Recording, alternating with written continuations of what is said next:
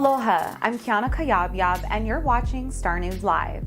Here are today's top Hawaii headlines from the editors at the Honolulu Star-Advertiser. After more than 2 years of quiet, Kilauea volcano resumed erupting Sunday night, sending massive fountains of lava into Halemaumau Crater. The eruption started about 9:30 p.m. and was followed about an hour later by a magnitude 4.4 earthquake that was felt throughout the island.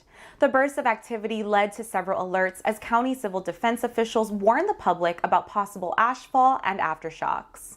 But by this morning, officials assured the public that the eruption posed no immediate danger. Unlike the devastating 2018 Leilani Estates eruption, which destroyed more than 700 homes, Sunday night's eruption was completely contained with the massive crater at Kilauea summit. Scientists with the Hawaiian Volcano Observatory continue to closely monitor the later eruptions today. They said the lava was flowing from several fissures with the walls of Halemaumau. The northern fissure was producing the tallest lava fountain at roughly 165 feet, scientists said. The eruption evaporated the lake that had formed at the bottom of the crater after the 2018 eruption and has replaced it with the new lava lake. By 6 this morning, civil defense said the situation at the Halemaumau crater had stabilized. Civil Defense Administrator Talmadge Magno said there were reports of only minor ashfall in Pahala, and all air quality monitors showed minimal or no risk to the public. Hawaii health officials today reported 134 new coronavirus infections, bringing the total since the start of the pandemic to 20,351. The state's official coronavirus-related death toll remains at 282, with no new deaths reported today.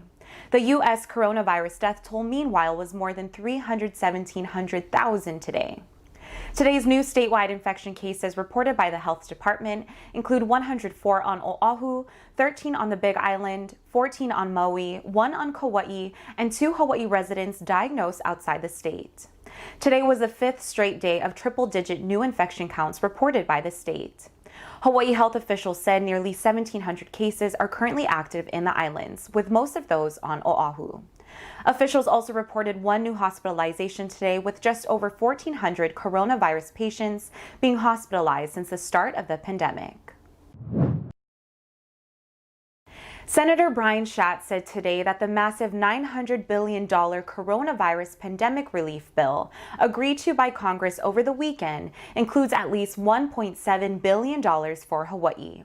Schatz said the package includes unemployment assistance funding and aid for small businesses, schools, vaccine distribution, hospitals, and healthcare workers. Hawaii will receive funding for housing, roads, public transit, infrastructure, and Native Hawaiian health and education programs.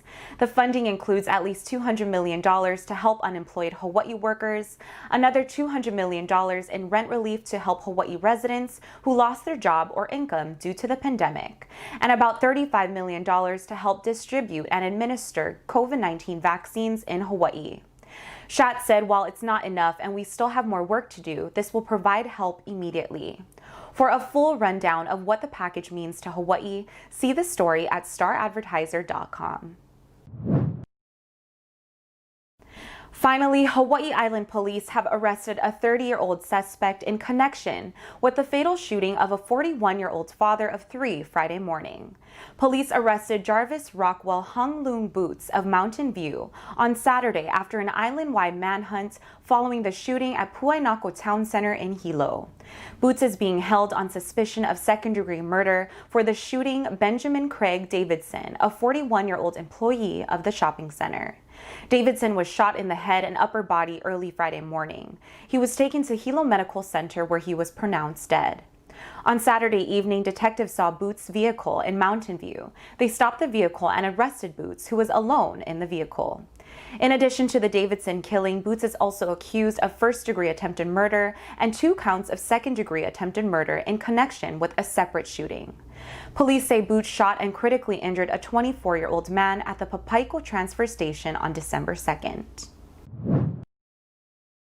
For more on these stories and all the latest headlines, subscribe to the Honolulu Star-Advertiser.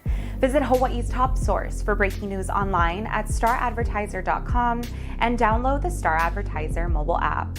Mahalo, and we'll see you tomorrow.